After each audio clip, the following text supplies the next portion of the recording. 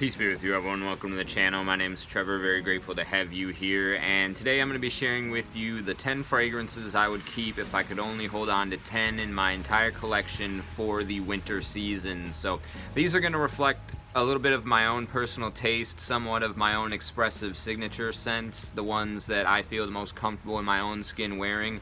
So they aren't necessarily the ones that I would recommend for mass appeal or safe blind buys per se, but they really match up with how I like to wear fragrances during this time of the year. Some of the major notes that will be featured in this list are going to be tobacco, leather, some resinous notes such as myrrh, and then some soft spicy accords such as sandalwood and cinnamon. That's really going to comprise the majority of the fragrances here, as well as a little bit of coniferous touches from things like oak moss, cypress, and pine. So without further ado, I'm going to get started right away. No particular order. This one is a recent addition to the collection, but a classic DNA. This is Belcam's Classic Match. This is a clone of the original Polo Green. You can find this for anywhere between $7 and $10 on Amazon, as well as at, I believe, Walmart. So fellow enthusiast Donnie, one of the my top commenters, both on my channel and I think across all of YouTube, recommended this one to me. Really respect and take Donnie's recommendation seriously, and he says this comes really close to the original vintage versions of Polo Green, which is, as I said, you know, pine is going to be one of the notes that's featured here, and it captures that green coniferous aspect of a fragrance with a little bit of a powdery tobacco sweetness in here as well. Very fresh, but also very rich. So this is going to be a perfect one for me to wear as a daily driver in some sense during this time of the year. So that's Belcam's Classic Match, a clone of Polo Green. Okay, the next one is another cheapie, and I believe it's been discontinued, starting to dry up a little bit from the people that brought Poker Face to the community. This is the house of Ted Lapidus. This is Black Soul Imperial. So this is going to be a really dark leather and coffee fragrance. It somewhat captures the type of spicy sweetness that you get from a 1 million style DNA, but goes incredibly dark with the roasted coffee and leathery edge in here. This was not a love at first sniff, but grew on me to become one of my absolute favorites for the winter time. I believe you can still find these at a few discounters, but stock is starting to dry up. This also comes together with a really nice mint accord in here as well that adds a bit of freshness, making the dark and rugged aspects of the coffee and the leather a little bit more wearable. So another one that I really enjoy during this time of the year, and perfect for this sort of overcast, rainy, and dreary atmosphere throughout the entirety of the winter. So that's Ted Lapidus Black Soul Imperial. Okay, next one is one that I've been featuring fairly recently in some lists, mostly my daily rotations, I want to say. This is Fougere Nobile from Nobile 1942, and this is a really great tobacco-centric Fougere for the fall and winter season.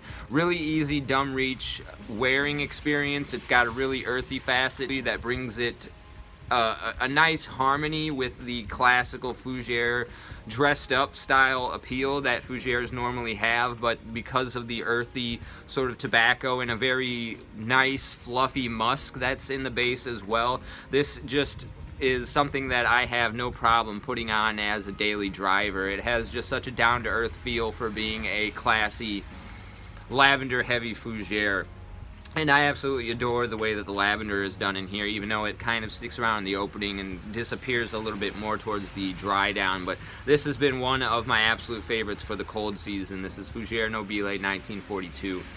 Okay, next, a couple other discontinued fragrances. This one is running around the $300 mark on discounters. I think it used to be available for the cheapy price range, but it's been discontinued for quite a long time. Has recently picked up some hype in the vintage community, deservedly so. However, this is going to be Balenciaga's Pour Homme. So this fragrance is kind of reminds me a little bit of almost like Naxos if you took out the lavender and replaced it with oak moss. So obviously lavender is a key part of Naxos, so this is somewhat of a difficult fragrance to translate, but it does have a prominent cinnamon and honey. There's also no tobacco in here, but it does have a really rich patchouli And overall, this fragrance brings me back. I'm not sure if anybody around me when I was in my youth wore this, but it reminds me of almost this color scheme of the bottle where you would have marble countertops and floors.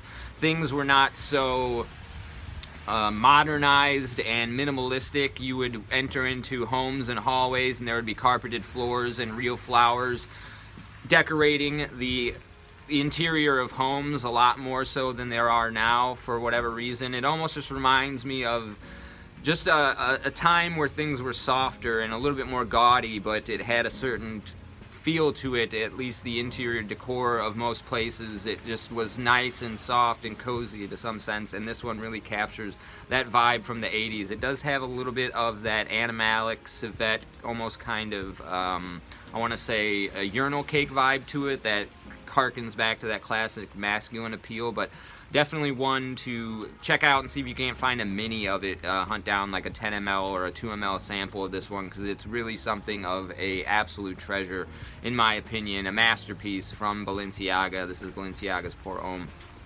Okay, next one. This one is very special to me. It is one that I wore at my daughter's birth in the delivery room. This is Sauvage Parfum. This is the 2012 version, and the thing that I love about this one, it is built around a very beautiful resinous myrrh note, which is one of my favorite notes to be wearing during the winter time. Otherwise, it has a little bit of that classical Fougere appeal to it with a really rich lavender. This one has a much less synthetic feel than the more modern 2017 version to it as well, and just it captures a really nice dark aromatic fragrance profile incredibly well. Again, this one is also running for close to around the $300 mark on like eBay and places like that, but I've seen it at discounters on Facebook groups for around the $200 mark, and I think it's a steal at that price. Really one of my favorite myrrh fragrances in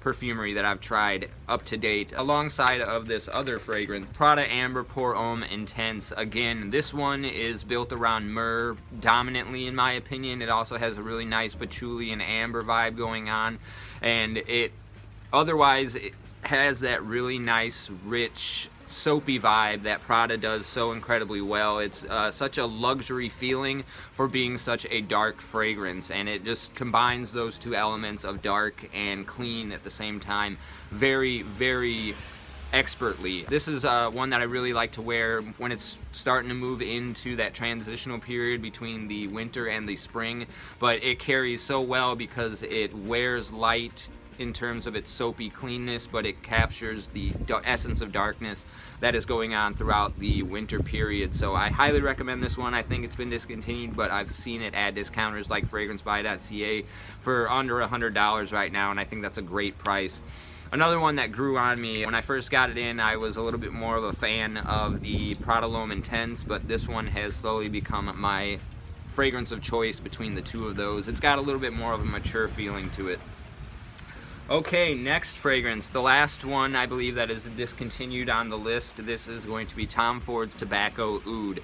Now, I know this one is definitely rising up in price, but when it does come into stock, I'm not sure if this is just a Middle Eastern exclusive release anymore, or if it's only for that market, if they've pulled it from the US market like a lot of fragrances have been doing recently. But when it gets into stock on Joma Shop, it's right around like $200 to $220. I think it's a great price for this fragrance. If I had to keep only one out of this keep only 10 list, I think it might be this one.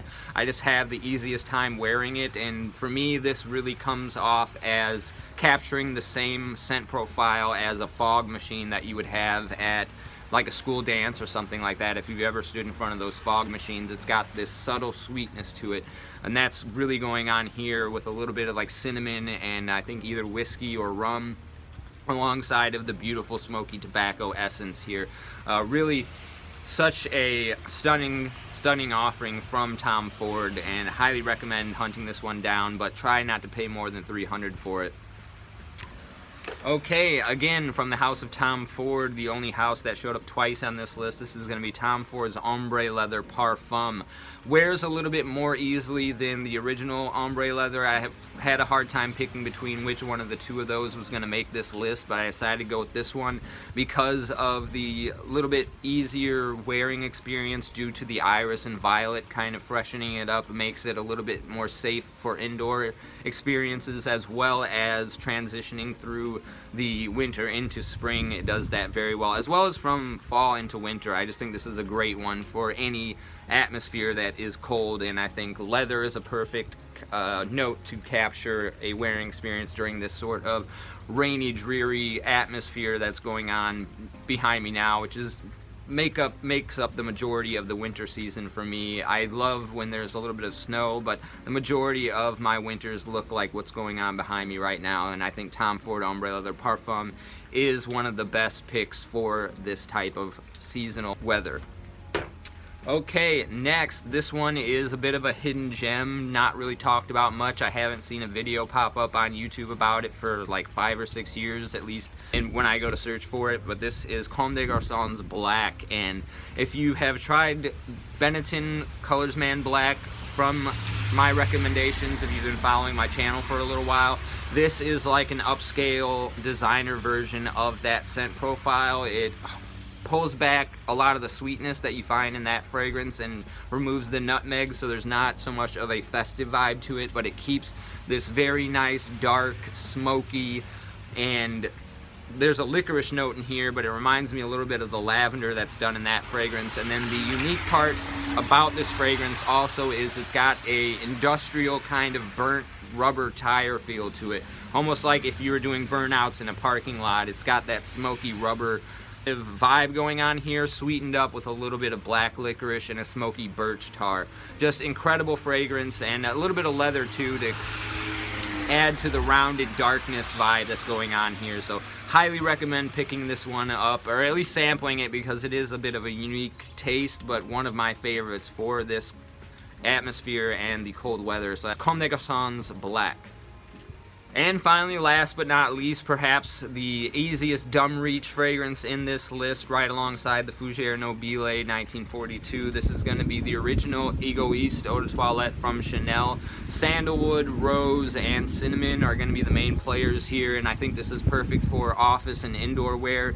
And like I said, just a dumb reach fragrance for this time of the year. It's got a certain class and elegance to it. It's a little bit more mature with that rose note going on in here, but just stunning stuff. It kind of comes together to emit a bit of a chai latte tea or a chai tea kind of sweet vibe with a bit of a subtle, nice, cozy, spicy accord going on over the top of that little bit of a almost creamy, milky sweetness.